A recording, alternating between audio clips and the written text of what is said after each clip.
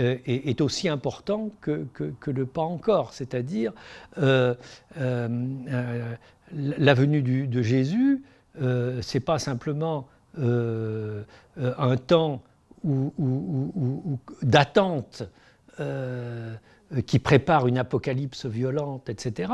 C'est le temps de la transfiguration divine des réalités humaines et le temps où on peut déjà rendre tangible, en quelque sorte, le fait que nous sommes potentiellement transformés par le message de Jésus et que ça rend la vie plus belle et que ça permet des choses formidables, y compris sur le plan politique. Et je pense que quand on lit bien les épîtres de Paul, où certes l'annonce du retour de Jésus est très présente, mais en même temps on peut les lire aussi dans ce sens d'une mise en perspective, en quelque sorte, de la vie humaine à travers cette idée de transfiguration des réalités humaines.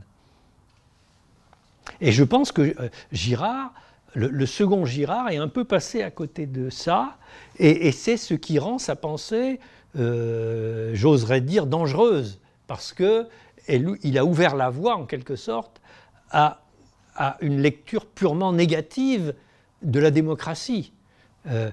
Girard a critiqué l'idée rousseauiste de contrat social parce qu'il trouve cette idée idéaliste. Il dit c'est pas vrai, les hommes n'ont pas brusquement décidé de s'entendre comme ça. C'est un processus beaucoup plus violent, dramatique. Et de ce point de vue-là, il est proche de Hobbes dans cette lecture d'une émergence des sociétés humaines qui donne un plus grand rôle à la question de la violence.